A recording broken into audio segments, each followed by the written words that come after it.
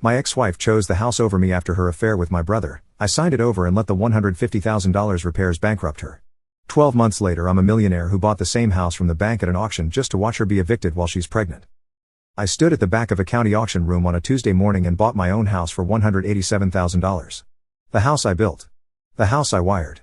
The house I tiled and painted and plumbed with my own hands over 3 years. The house my ex-wife fought to keep in the divorce because she said it was her dream home. The house that bankrupted her in 11 months because she didn't know what it cost to maintain a building she never lifted a finger to build. I bought it the way you buy groceries. Paddle up. Number called. Done. My ex-wife Natasha found out 3 weeks later when the sheriff's office posted a notice on the front door. New owner. 60 days to vacate. She called me that night screaming. She said, "You bought the house." I said, "I bought a house. At auction. Happened to be that one." She said, "I'm 7 months pregnant." I said, "I know." She said, "You're going to evict a pregnant woman from her home." I said, "It's not your home. It's mine." Again. Let me tell you how we got here. Because people are going to hear this story and call me a monster. Some of them will be right. But monsters aren't born. They're built. And Natasha and my brother Kendrick spent 3 years building me. My name is Sullivan. I'm 34. I'm a general contractor. I build houses. That's what I do. I frame walls. I run electrical. I pour foundations. I work with my hands because my father worked with his hands and his father before him, and there's something honest about building a thing you can touch. I bought a piece of land when I was 26. Half-acre lot. Decent neighborhood. Needed clearing. I cleared it myself. Weekends. After work. Chainsaw and a truck and 3 months of sweat. Then I started building. The house took 3 years. Not because it was massive. Because I did most of it myself. Framing. Electrical. Plumbing. Drywall. Tile. Hardwood floors I milled from reclaimed barn wood. A kitchen I designed from a sketch on a napkin. A fireplace I built stone by stone from material I hauled from a demolition site 40 miles away. I know every pipe in that house. Every wire. Every joint. Every seam. I know where the foundation settles 2 millimeters every spring. I know which window sticks when it rains. I know that the water heater was a refurbished unit I installed to save money with the intention of replacing it within 3 years. I know that the roof was good for 10 years, but the northwest corner had a flashing issue that needed attention every 18 months or it would leak into the attic insulation. I know these things because I built it. Every flaw. Every shortcut. Every deferred repair that I planned to handle over time. The house was a living project. Not a finished product. It needed me. Not just as an owner. As its builder. As the person who understood its bones. I met Natasha when I was 27. Halfway through the build. She came to a barbecue at a friend's place. She saw me. I saw her. Standard. She was a legal assistant at a small firm. Smart. Ambitious. She dressed like she made more than she did. She talked like she'd read every book in the room. I was impressed because I'm a contractor who reads blueprints and she was a woman who read case law, and the distance between those two worlds felt exciting. We dated for 2 years. I finished the house during that time. She watched it come together. She picked the kitchen paint color. She chose the bathroom tile. She said, "This is going to be our house." I liked the sound of that. Our house. A thing we'd share. A thing I built for us. We got married when I was 29. She moved in. The house was 90% done. The remaining 10% was the stuff I knew about. The water heater. The roof flashing. The HVAC system that needed an upgrade within 5 years. The septic system that would need pumping annually. The deck boards that were pressure treated but would need sealing every 2 years. I handled all of it. Because I built it. Because I knew the schedule. Because maintenance was part of the job and the job was ongoing. Natasha didn't know any of this. She didn't ask. She didn't want to know. She wanted the house. The finished version. The version that looked beautiful in photos. She didn't want the infrastructure. The maintenance calendar. The spreadsheet I kept in my truck with every system's service date and projected replacement timeline. She wanted the house the way some people want a car. Drive it. Don't open the hood. My brother Kendrick. 3 years younger. 31 now. He was the other half of my contracting business for 2 years before he quit to sell insurance. He quit because the work was too physical and the hours were too long and the money wasn't fast enough. He wanted salary and commissions and air conditioning and shirts with collars. Kendrick was charming. Better looking than me by conventional standards. Leaner.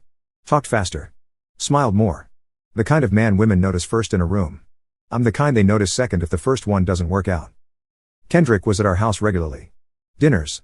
Holidays. Sundays watching football. He and Natasha got along. Too well. But I didn't see it because I was working. Always working. 6 days a week. 12-hour days. Building other people's houses while the one I built for us was being emptied from the inside. I found out on a Thursday. Not through texts. Not through a confession. Through the plumbing. I came home early. Truck had an electrical issue. Dropped it at the shop. Got a ride home. It was 2 p.m. Natasha's car was in the driveway. So was Kendrick's truck. Both there on a Thursday at 2 p.m. when she should have been at work and he should have been selling insurance. Front door was locked. I used my key. The house was quiet. I walked through the kitchen. Heard the shower running. In the master bathroom I built with my own hands. Tile I set one piece at a time. Shower head I picked from a catalog. I opened the bathroom door. Steam. 2 people. My wife. My brother.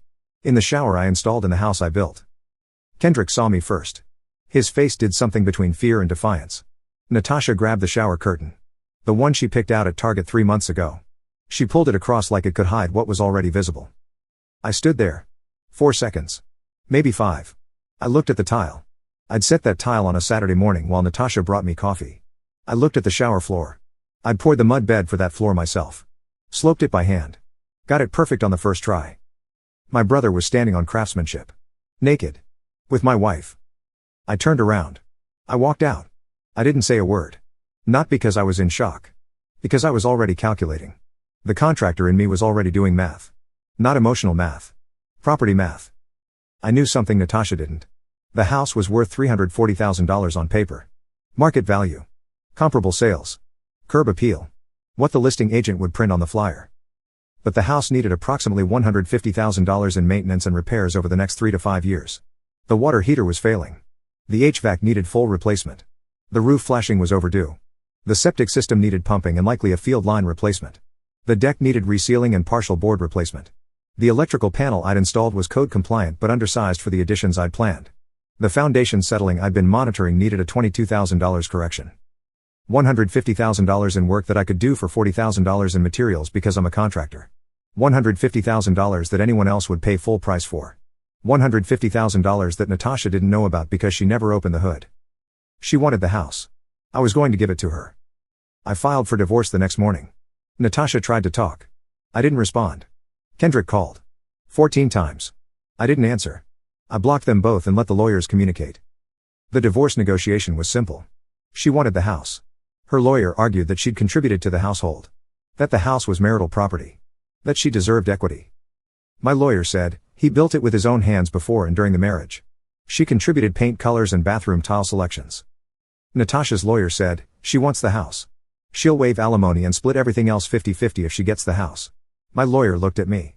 He said, Sullivan. That house is worth $340,000. You'd be giving up $170,000 in equity. I said, give it to her. He said, are you sure? I said, I'm sure. He said, you're giving away your biggest asset. I said, I'm giving away my biggest liability. She just doesn't know it yet. I signed the house over. Clean. No contest. Natasha celebrated. She posted about it. Her dream home. Her fresh start. She kept the house and lost the husband and she thought she won. She won a building. Not a home. A building with 18 systems I maintained personally and a maintenance schedule she'd never seen and $150,000 in deferred costs that were about to start knocking. Month 1. Water heater died. December. No hot water. She called a plumber. Emergency rate. $4,800 for a new unit plus installation. I would have done it for $900 in parts. Month 2. Roof leak. Northwest corner. The flashing I knew about. I'd been patching it seasonally. She didn't patch it. Rain came. Water got into the attic insulation. Mold started. A remediation company quoted $11,000. She paid $7,500 for a partial fix. The full fix was still pending. Month 3. HVAC died. February. Coldest week of the year. New system. $9,200 installed. She put it on a credit card. A credit card that was already carrying the plumber and the mold remediation. Month 4. Septic backup. I'd been pumping it annually. She didn't know it needed pumping. The field lines were overloaded. Sewage in the yard. Emergency pump, $800. Field line repair, $14,000. She financed it through a home equity line of credit. Month 5. Deck boards rotting. She hired a handyman. The handyman did a surface fix. Didn't address the structural joists underneath. $3,200 wasted. The joists would need replacing within 6 months. Another $8,000. Month 6. Electrical panel started tripping. I'd planned to upgrade it. She didn't know it was undersized. An electrician came out.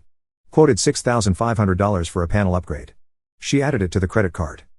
She was hemorrhaging money. Every month a new system failed. Every month a new bill arrived.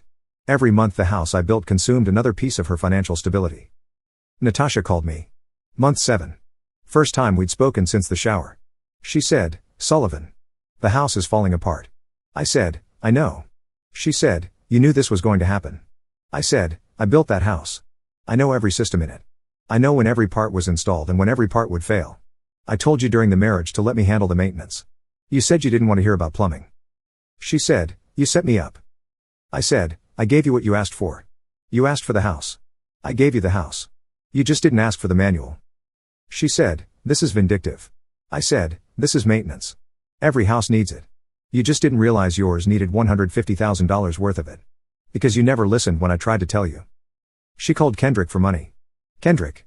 The man she'd been with since the divorce. Living together in my house. Sleeping in my bedroom. Showering in my tile. Kendrick couldn't help. Insurance sales weren't what he'd promised. He was making $52,000. Not enough to cover a mortgage plus $150,000 in cascading repairs. He told Natasha they needed to sell. She couldn't sell. The house was underwater. The equity she'd gained in the divorce was consumed by the repairs. The home equity line of credit was maxed. The credit cards were maxed.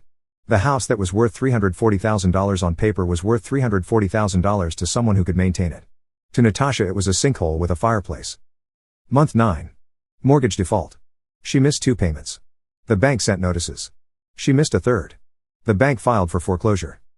Month 11. The house went to auction. Meanwhile. Me. Let me tell you what I was doing while the house was eating Natasha alive. I was building. That's what I do. I build. I took the $85,000 I got from the divorce settlement. Cash. Liquid. No house payment because I rented a studio apartment for $900 a month. No maintenance costs. No repairs. Just me. My tools. My truck. My skills. The studio was 400 square feet. 1 room. A hot plate. A bathroom the size of a phone booth. I hung my tool belt on the back of the door. I slept on a mattress on the floor. And I felt more peace in that 400 square foot box than I'd felt in the house I built for 3 years. Because the box was honest. The box didn't pretend to be something it wasn't. The box didn't have my brother's truck in the driveway at 2 p.m. I saved every dollar. Ate rice and canned chicken for 3 months straight.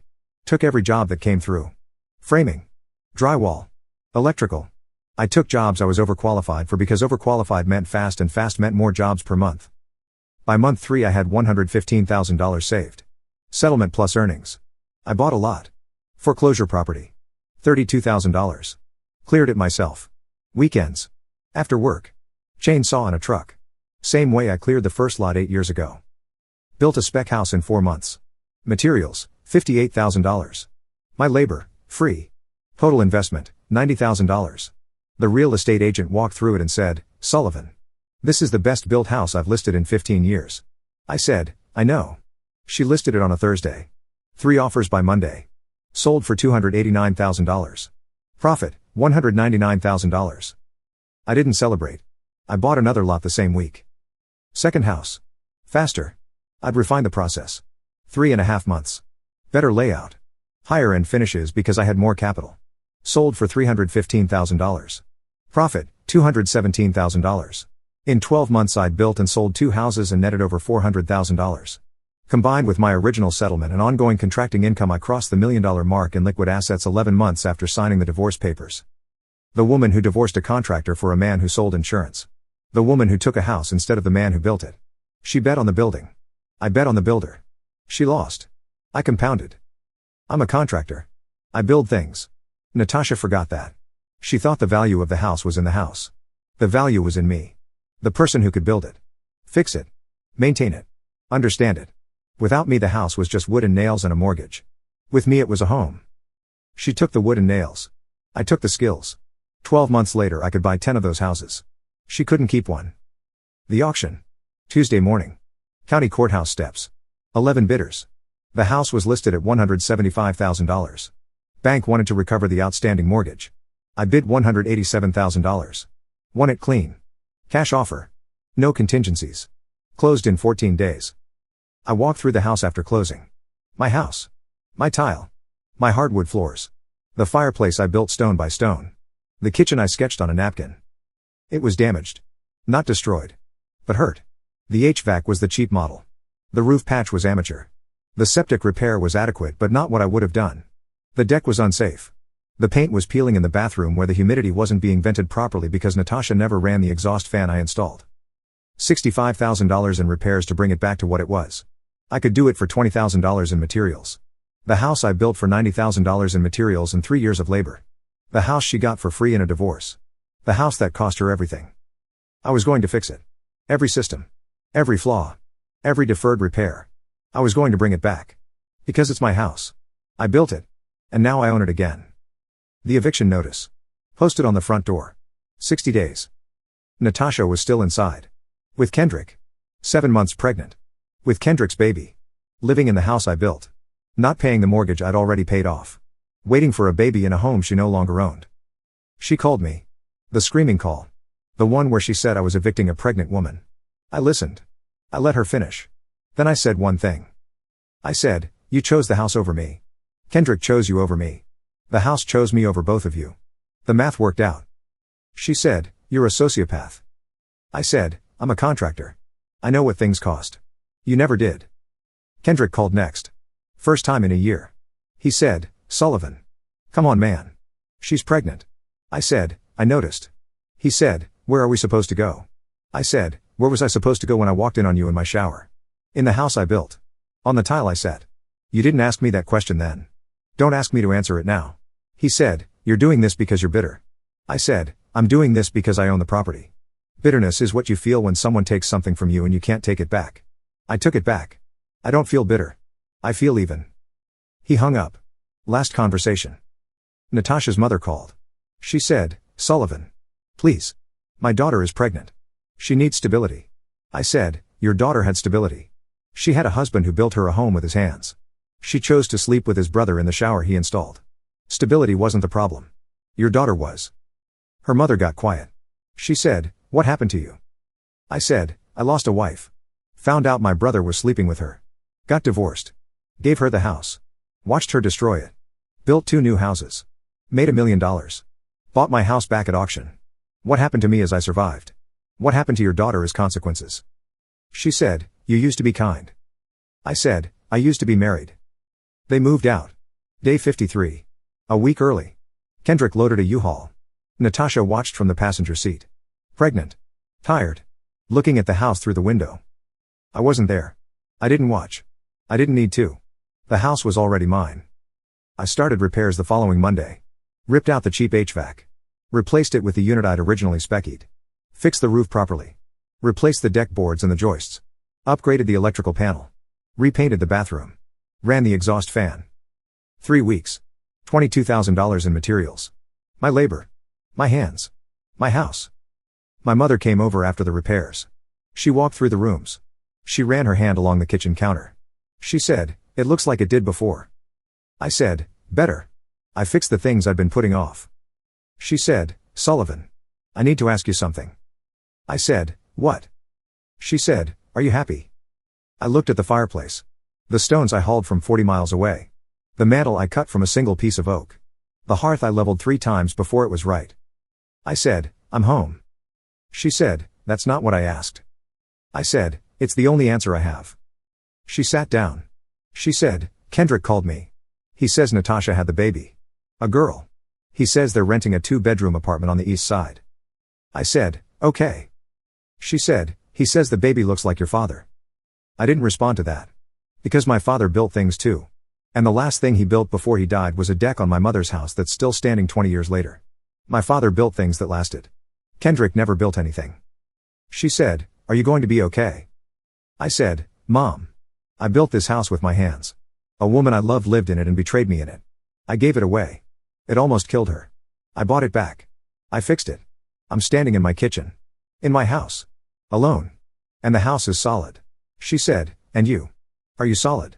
I said, "I'm standing." She said, "That's not the same thing." I said, "I know." Natasha sent me one last message. A month after she moved out. A text from a new number. She said, "I hope that house keeps you warm at night. Because it's all you have left." I read it. I thought about it. She's wrong about one thing. The house isn't all I have. I have my tools. My truck. My reputation. 2 spec houses in my portfolio. A business that's growing. Hands that build things. She's right about one thing. The house does keep me warm at night.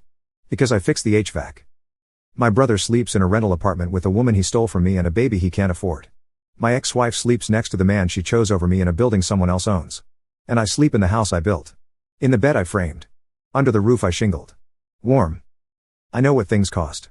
Materials. Labor. Time. Trust. I know the price of every nail in this house and every lie that was told inside it. Natasha wanted the house. I gave it to her. She didn't know what she was asking for. She thought she was asking for 4 walls and a roof. She was asking for a building that would destroy her without the man who built it. I'm the man who built it. I'm also the man who bought it back. And I turned the porch light on tonight. Not for anyone. Just because I can. Because it's my light. On my porch. On my house. Nobody's coming home. But the house is ready if they did. It always was. That was never the problem.